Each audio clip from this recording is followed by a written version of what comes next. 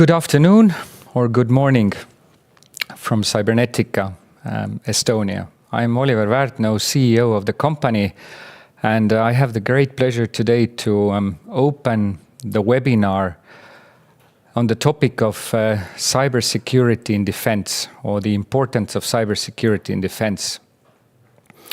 Cybernetica has a very, very long history that actually goes back to the 60s. But the more maybe important history starts from the middle of the 90s, where Cybernetica started to do a lot of critical research on the topic of information security, and also has over the years started to contribute very much into the development of the Estonian e-government ecosystem. Due to these kind of two critical kind of pathways, important research in cybersecurity or information security and building of mission-critical information systems has actually brought Cybernetica to the domain of defense. And over the last 10 years, as you will hear, we have done quite a bit of research in cybersecurity, in information security, in the domain of defense or for the domain of defense. And we have also built a lot of critical capabilities for the Estonian government, but also for other governments around the world for defense usage. So today's seminar, we have three presenters.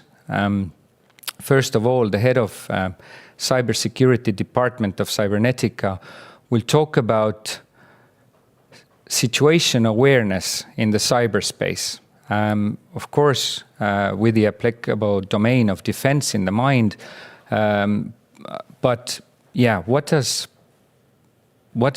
situation awareness means for cybersecurity, for Cybernetica, and how we help our customers to understand their cybersecurity posture.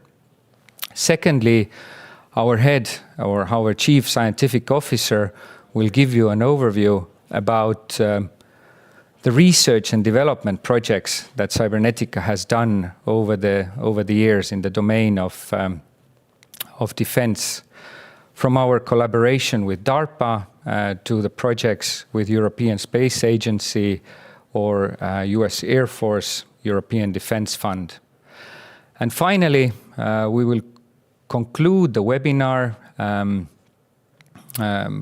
bringing you the latest updates about our digital military mobility project. This is one of the latest projects that Cybernetica is pursuing, where we are digitalizing the movement of troops inside Europe between allies.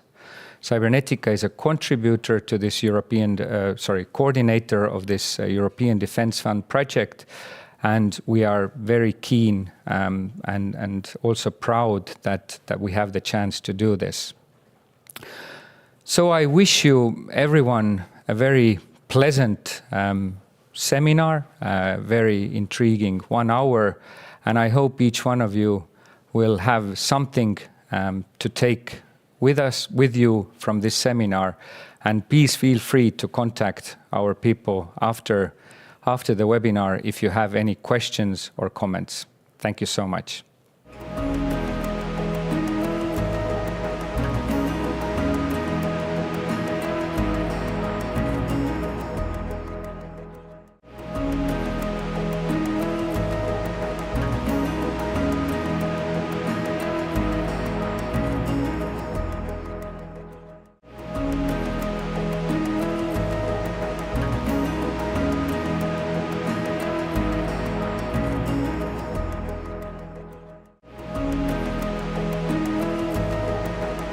Hello, my name is Sander Valvas. I'm a head of cybersecurity department here in Cybernetica.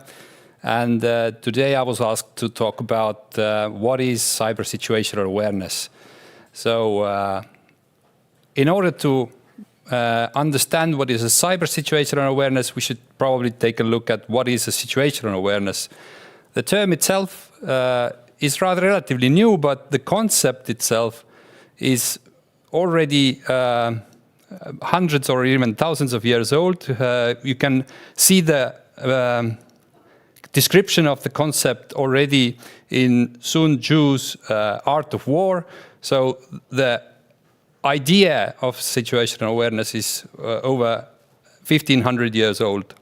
And what it actually is defined here on the screen by Ensley, which is most cited definition of the situational awareness.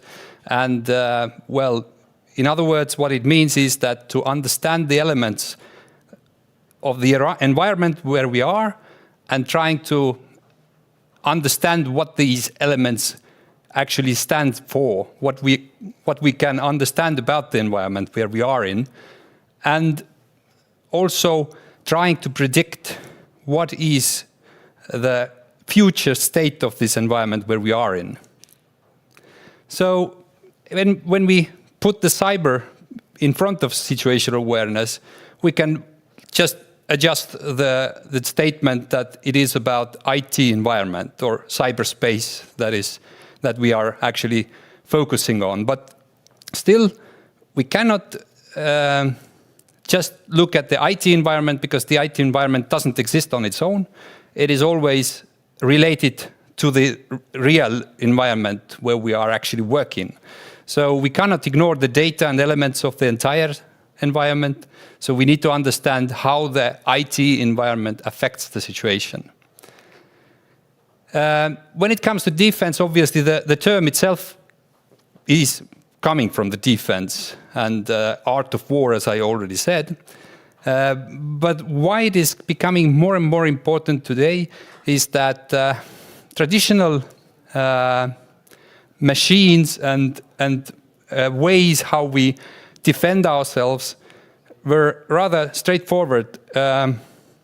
And today the world is changing. We are using more and more IT equipment or the IT technology. And we can say that it is easy to detect whether we are attacked. If a ballistic missile is shot at us, we can actually see that. Or whether there is an electromagnetic interference taking place. It is easy to understand. Well, easy perhaps is strongly said, but it is detectable. But the modern next generation systems rely more on the data flows, digital controls, the information, and we are affected by cyber attacks, the attacks from the cyberspace. And it is rather challenging to understand how do they actually affect our everyday life. So the more and more importantly, we need to understand the environment surrounding us and concentrating more on IT aspects of it. So when we come back to this Ensley situational awareness paper that he talked about, what is the situational awareness? And well, it divides the situational awareness into three levels. So the first level is perception. How do we perceive the data and elements of the environment? What it is that is surrounding us. And when it comes to cybersecurity, I think that what helps us to understand the environment or the elements of the environment is a rather commonly known information security management system. The management system, it says that minimally we need to have various functions in place that we need to do in order to understand what's going on in the information system. So we need asset management. We need to understand which threats are there for our assets. What vulnerabilities are there? What are the risks if something happens to our system? What is the damage that can be done? What incidents are coming in? What problems we have? And very important to train our staff to understand how to act in case of something happens. So this information security management model itself creates us elements that we need to understand. Right now on the screen, you can see a domain model which is not perfect. There is many different domain models created during the last couple of decades, but this is just one of them to illustrate how many different elements are there. We are talking about the IT part of the situational awareness. How many elements a person must understand. So a systematic approach to information security of whatever system under the control is very important for us to approach systematically and try to understand that which elements we need to have overview of in order to understand what is going on in the environment. And we haven't talked about what is the actual target system. It can be a strategical level, state level, corporation level situational awareness where there might be a huge team all the time working on understanding what is going on in the system. But more and more, if we talk about the new equipment that is built for defense, the operational level of awareness is important, because if in strategical level we might have senior cybersecurity analysts analyzing what is going on in the environment, but in operational level there might be operator of the machinery that doesn't have much information about how the cybersecurity is built or should be managed. And so we need to have systems in place for different target systems that either individually talk about the situational awareness for the person operating the machinery, or we need to understand the joint situational awareness where a large team together works on different components of the system and understanding what is going on in the environment.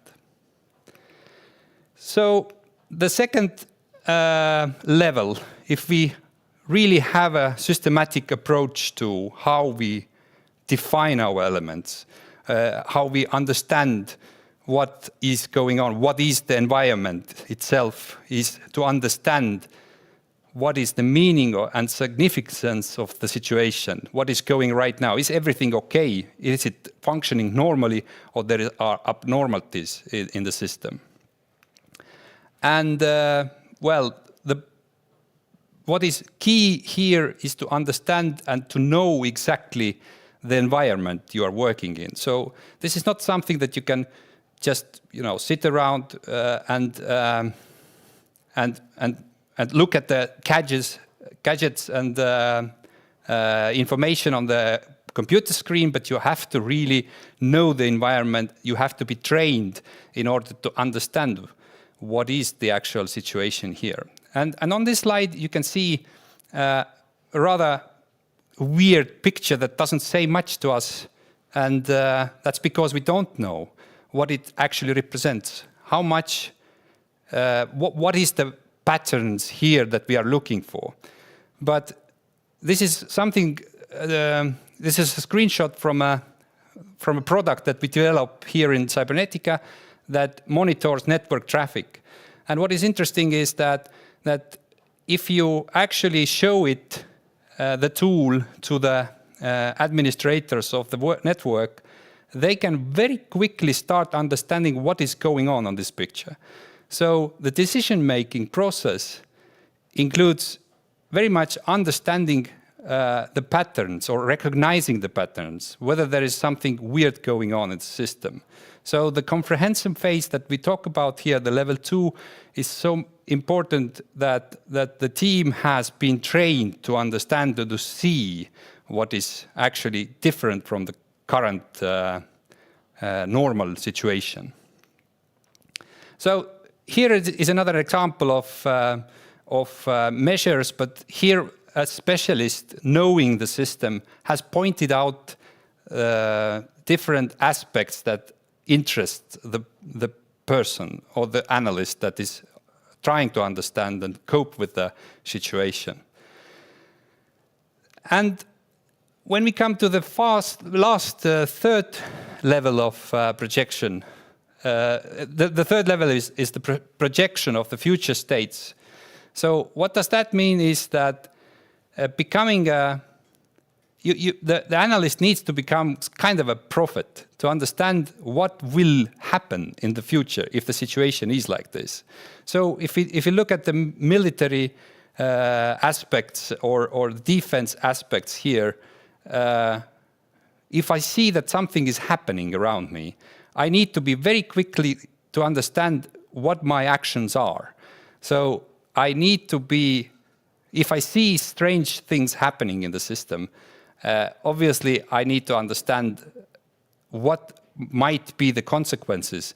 And I would like to be able to predict the likely or possible future scenarios that will happen in this at this time. So the situational awareness itself is something that is, from one side, we need to have a very systematic approach to the elements surrounding us. We need to understand our assets. We need to understand the concepts of the environment that we are protecting. We need to be trained, certainly. And when it comes to joint situational awareness, then it's yet more important to understand that everybody in the team has been trained to do that. And if we talk about joint situational awareness between different states or countries or companies, why there needs to be trainings, exercises in order to understand that. And here in Cybernetica, we are certainly finding that a very interesting subject to us. We are developing different tools to help to gain the situational awareness, and we are also looking at from the network level, the details, a very specific field, up to the whole infrastructure and goals of whatever organization is there. So thank you, and this is all from my side.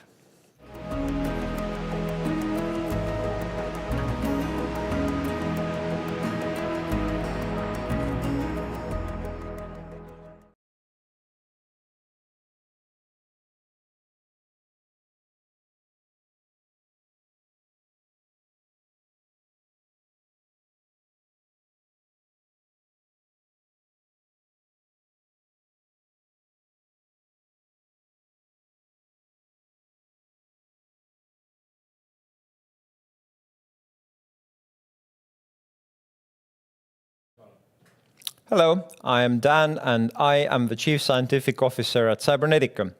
Now, why I love doing research at Cybernetica is that in the end, all the things we do are supposed to go live someday. So we always have to keep it in mind that how the things that we are building will actually impact people and how it is actually possible to bring them to higher levels of technical readiness. So today I will tell us a story about how much international defense R&D and cyber defense R&D we are doing. And for that, we have to go back quite a few years. So Cybernetica has always looked at the security of systems from a proactive point of view, how to build them to be secure by design. So this has been our story as we've built the e-government and digital identity and privacy technologies.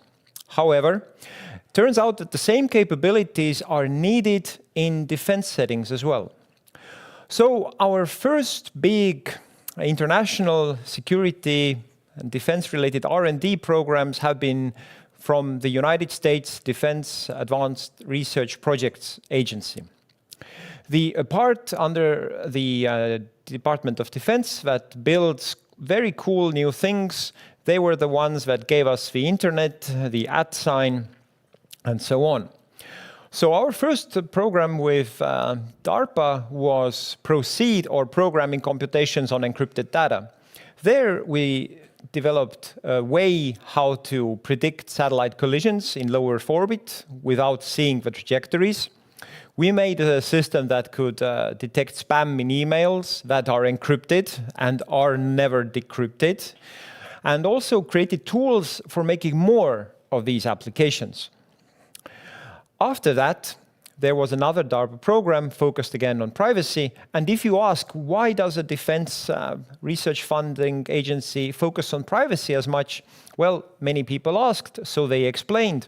And the reason was that if people believe in their society that the data exchanges are fair and just between governments and companies and citizens, then the country will have to worry about less things in the future.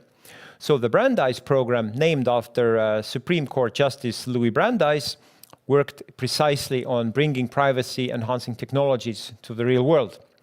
So we worked mostly on analyzing and evaluating systems and their goals. So we developed a whole new tool for arguing about the privacy leaks in systems and tools for how to find more of them and fix them afterwards. One of the more interesting things we did was we analyzed components built for a privacy-preserving variant of the Android operating system.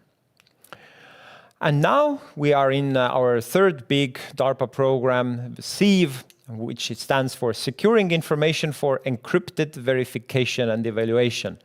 It works on a very cool technology called Zero Knowledge Proofs. It's a way how to prove things to other people without showing them all the data.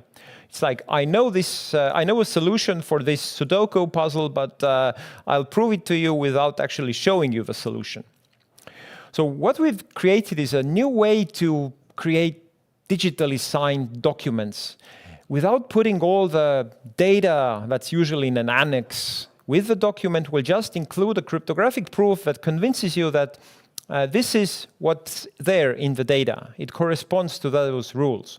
So for example, we can prove that I'm fit according to a medical standard without showing you the health records. Our US collaborations have led us to another significant project. It's called Vormsi, and the goal is to get cybersecurity threat intelligence sharing to work between Estonia and the United States, and in the future, our NATO allies. Cybernetica is working with the United States Air Force Research Laboratory and the respective national entities, the ministries, to build an ecosystem and the formats where such information could be exchanged. We'll try to implement standards and tools that scale so that it won't just be one single challenge by the network. But let's come back to Europe. Building European partnerships became a lot easier after the European Commission put in place certain mechanisms for that. So our first project that we mention here is Ocean 2020, stands for Open Cooperation for European Maritime Awareness. It is actually a situational awareness project that Sander talked about. Here we were taking our design of secure systems, expertise, and starting to translate it into a defense setting. And it was a very interesting project where we learned a lot on how to build these partnerships, and we have been very lucky that our partners found us very worthy and brought us onto another project later. I will talk about that in a minute. The ESISAP or ECUSAP, European Cyber Situational Awareness Platform, sort of picks up the same work. There we're now looking at how to visualize situational awareness information so that it would be more perceptible by humans. Sander mentioned that you need to understand what goes on inside the systems to successfully use these tools. We believe that visualization is one way for making it easier, so that's why we are developing these new tools for that. Also, knowledge. Teaching new cybersecurity specialists who use these tools is quite a hard task. And we know because Cybernetica's researchers and engineers also teach at universities, for example. So we don't scale well enough. That means that new people coming to an organization need to pick up things quickly. So developments of a knowledge base for situational awareness is another of our tasks. But as you see, this project is still going on until 2025, so expect more news in the future. This is a large undertaking. FAMOUS, a very ambitious name, which actually stands for the European Future High Mobility Augmented Armored System. where the consortium head, Patria, a Finnish defense prime, is building the future of armored vehicles, whether armored personnel carriers or tanks. It's evaluating a number of new technologies, for example, hybrid engines, but also cybersecurity advancements, because a lot of these future systems are more digital, and the bigger the digital footprint of a system, the bigger the threat surface. So we are adapting our threat surface modeling technology that we have used successfully in systems like internet voting, analysis, and so on, so to put it in use in a defense setting. And it has been surprisingly painless. We've been able to translate a lot of skills and tools for that. And here we're also developing a concept of merging situational awareness with threat modeling. If you have a great threat surface for a system, so how do you start really using it in your everyday operations in a defense setting again? And again, there's a lot of standards and interoperability needed. So cybersecurity standards are emerging. We need to make sure that whatever we build is compliant with them. And another project that has just recently started, EU Guardian, is looking at ways how to automate cyber incident responses. And again, to develop cyber threat intelligence sharing. In a way, it is a project that tries to achieve similar things like the US Estonia Vormsi project. So what if you could exchange information between your sensors, your organizations? I find that I'm being attacked. Maybe you can react to it before something bad happens to your systems. So, sorry about that. And there's quite a bit more that we are working on. The European Space Agency is one of our partners with whom we are creating AI-based intrusion detection systems. We have gone through the first tests and are looking back for the reports. It seems very promising. We believe that we can make it easier to find machines or devices in a network that suddenly start behaving differently. AI for cybersecurity has been overhyped in the past, so we are very careful in making very big claims here. But currently, the network administrators who have looked at our tools here say that this is promising and might actually reduce the time needed to diagnose a network attack. And we are also looking at a new program with them where the focus is on secure cooperation services. I'm also glad to say that there are new European Defence Fund initiatives starting. Countering information warfare. It will be a big project. It starts at the end of this year. There's not much we can tell you about that right now, but listen back next time when we are covering the topic. And sharing intelligence is also important when it's not cybersecurity intelligence. So collaborative image recognition, for example, with drones, is another topic that we will be working on. But next up, I left the best to Jaak. Thank you.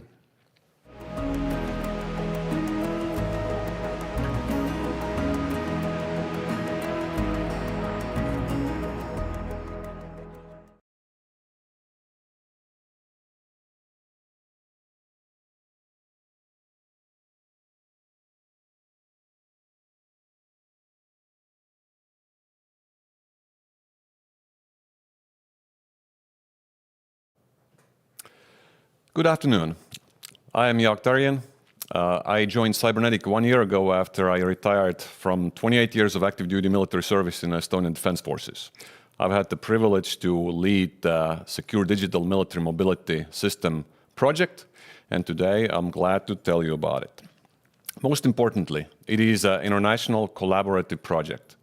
There are 10 nations with their ministries of defense and 11 companies from those 10 nations participating in the consortium. It is a European Defence Fund funded project. Some of you are very intimately familiar with the European Defence Fund. Some of you have never heard about it. So very briefly, it's a quite recent European Commission measure to reinvigorate European defence industry by investing into defence research and development. Also, it aims to foster cooperation. It aims to trigger cooperative programs that would not happen without the EU contribution.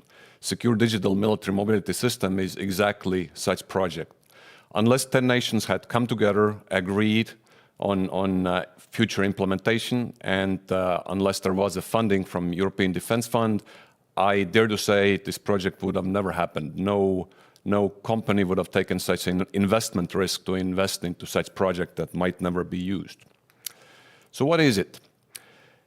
It is a web-based platform to request and approve diplomatic clearances and other types of permits required for military mobility or troop movement across borders within Europe.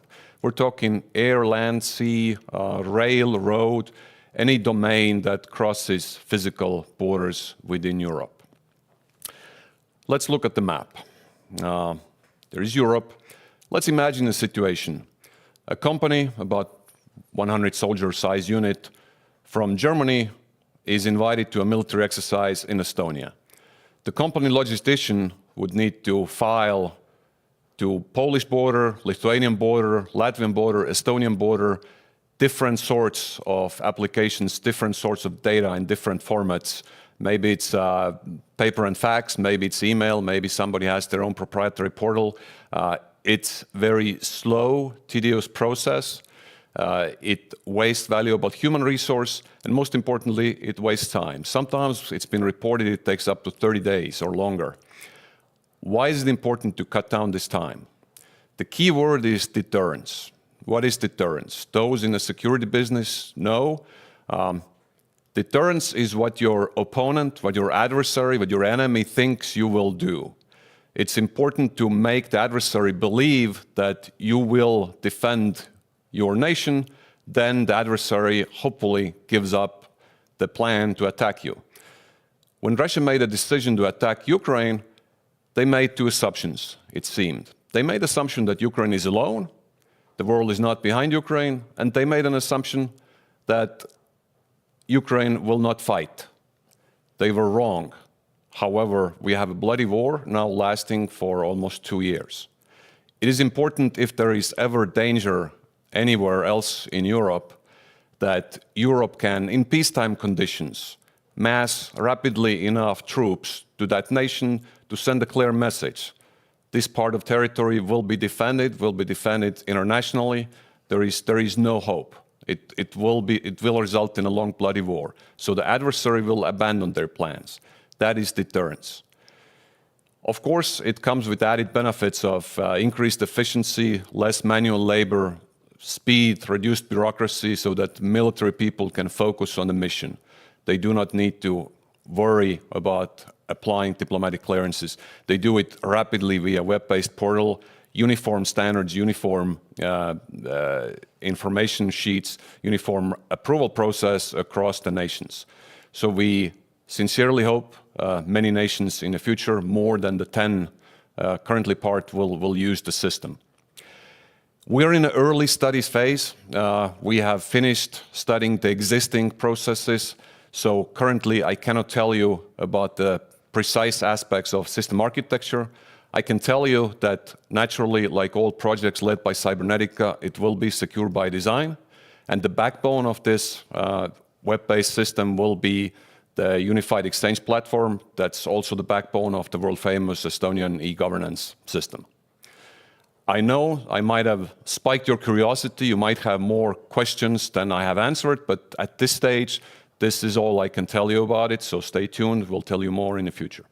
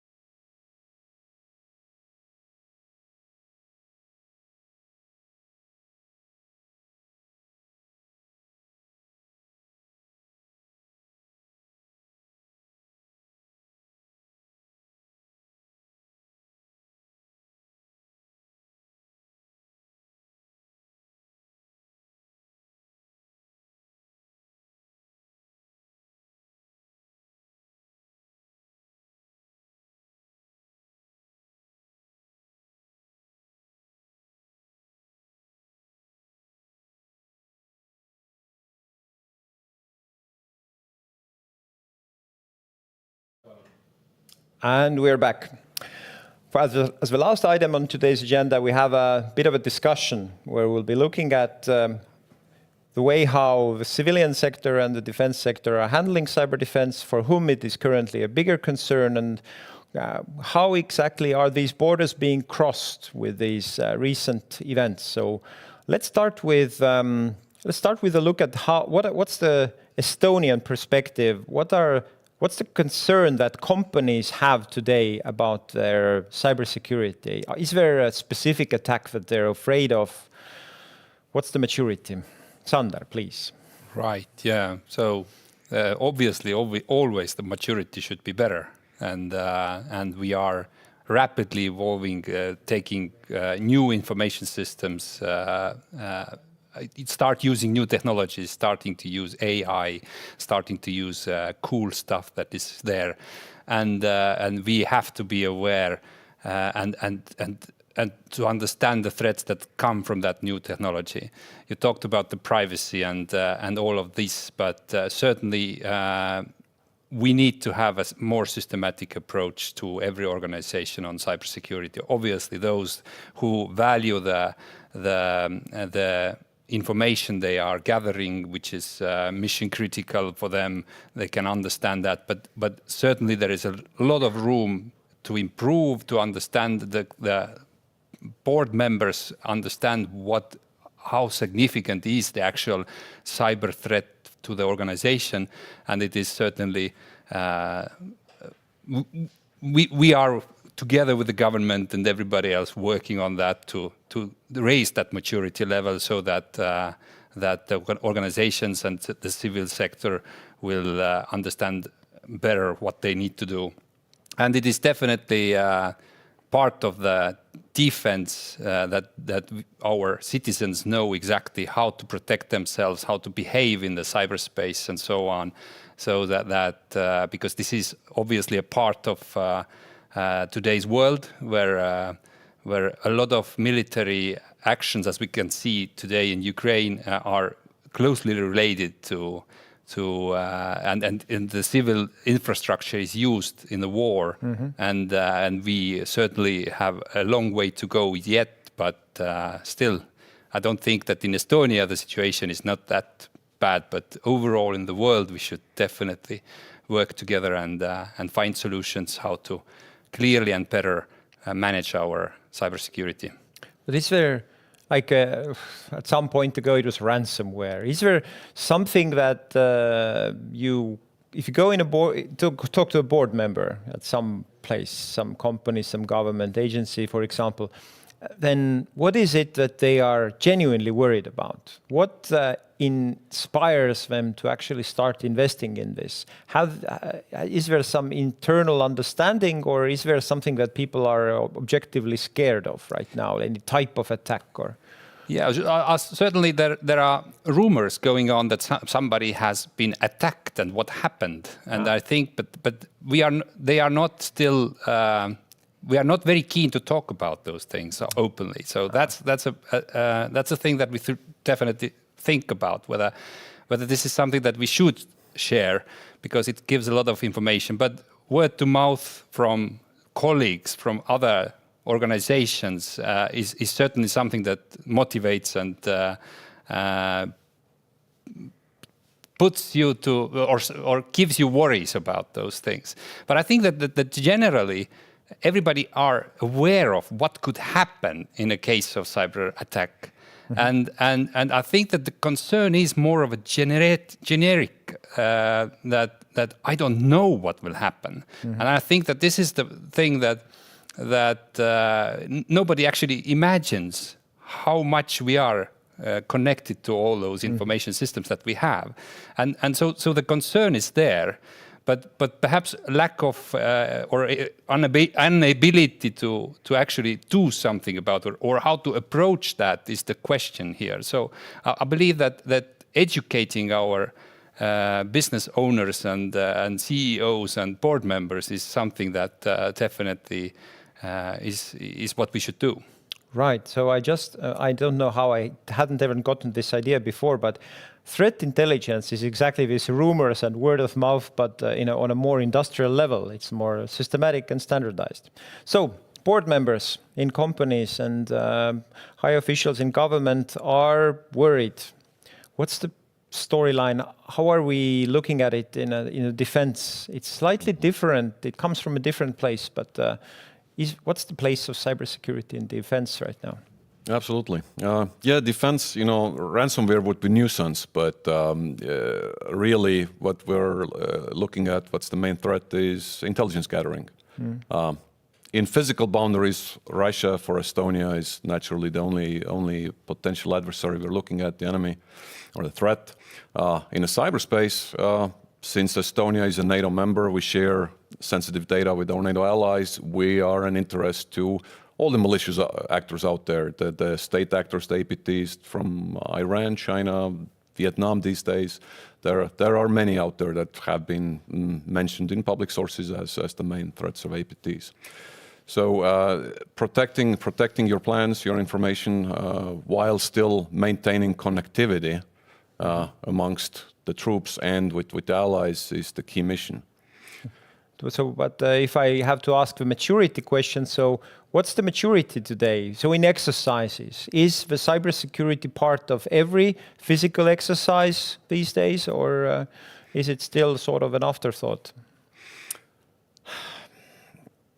Sometimes it still is a bolt-on thing, kind of an added thing. Now I'm talking, 5, 6, 7 years back, the physical exercises, the organizers got annoyed when, the cyber people shut down some of their C2 systems, said that, hey, you're ruining a very expensive exercise. Do you know how much does it cost for a flight hour of an aircraft or a tank? What do you mean you're shutting down our C2? So there were conflicts like that. It is getting better, the understanding that cyber domain is a domain and it can be exploited by the adversary. And the realistic exercises are important. It is reaching the military exercise reality.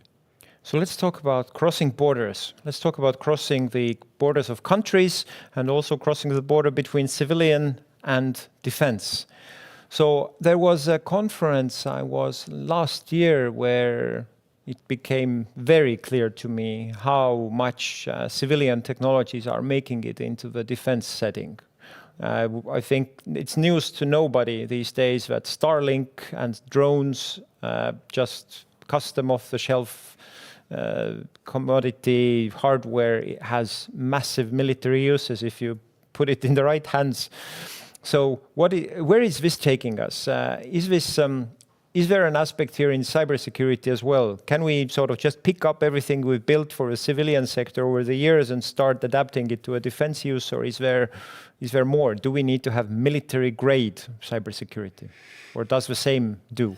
And whoever wants to go first, Jaak is closer. Okay.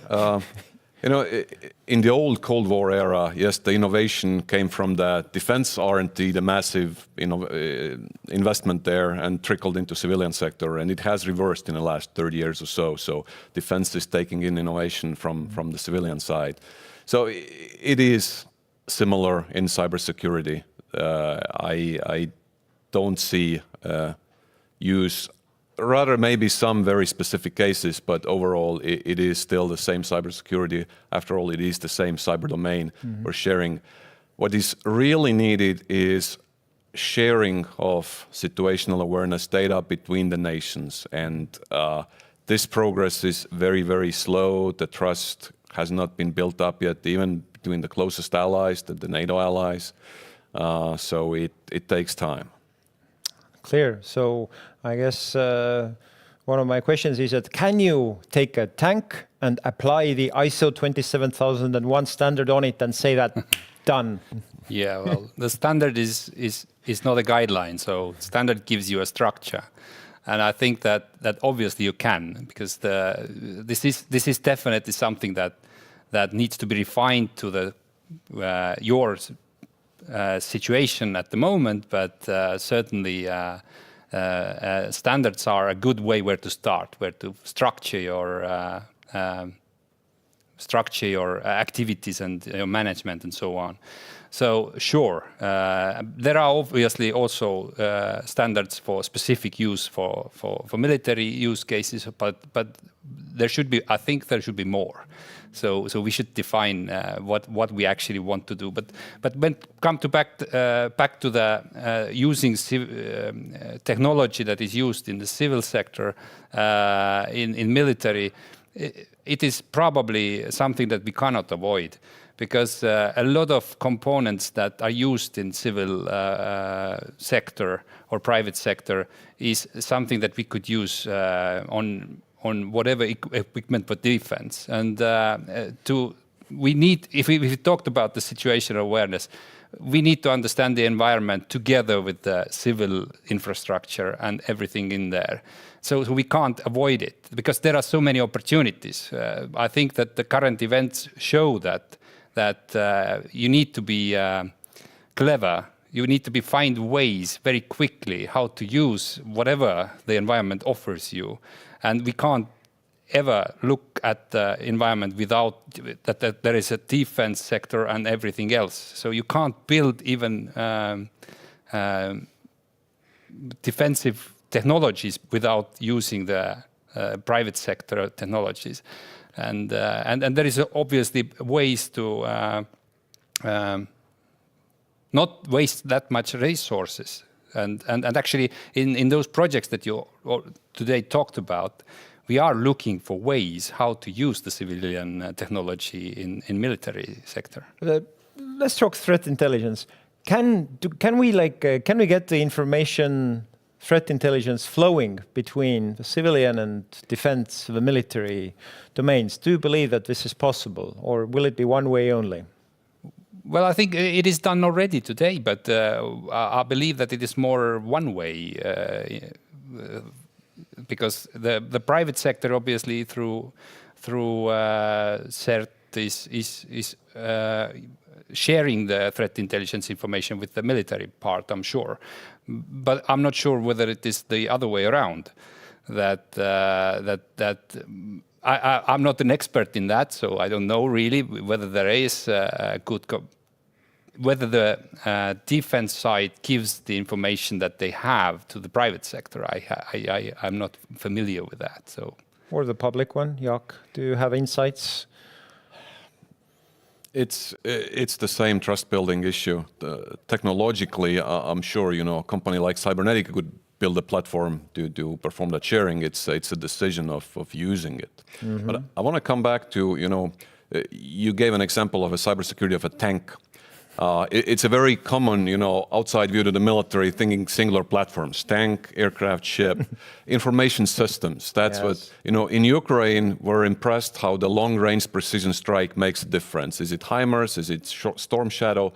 But in order for them to hit those exact targets, there is the intelligence cycle, there is the targeting cycle. Those are actually computer systems with a lot of humans involved, a lot of networks involved. Those are the most valuable targets, and those are the ones that needs to be guarded the most. That's very clear. So can we get international threat sharing to work? And Jaak, EU, US, and Sander will talk about whether we can do it in Europe. Yes, we can. It will take time, if you want me to go in a short answer. That's short is good. Sander? Yeah, I'm optimistic about that, certainly. But as I talked about the joint situational awareness today, this is something that we should start talking about, how this information sharing is useful for everybody, so that we will waste that there is not too much data that we have to work on. So talking about what actually gives us the perception, or what are the elements we want to share, is a challenging part in threat intelligence sharing, sort of. I would draw parallels with the history of sharing the old-fashioned intelligence. In the Cold War era, there was a half-true joke that the main enemy of CIA is the British intelligence, that they are fighting against each other for data. And it took decades for the NATO allies to really start sharing intelligence data. So now we just need to go through that same trust building in cyber. Very good. And on that very positive note, we shall conclude for today. It's not the last time we will be speaking about these topics, as this is certainly a growing domain in the world. Thank you everyone for viewing, listening, and have a great day, a great week.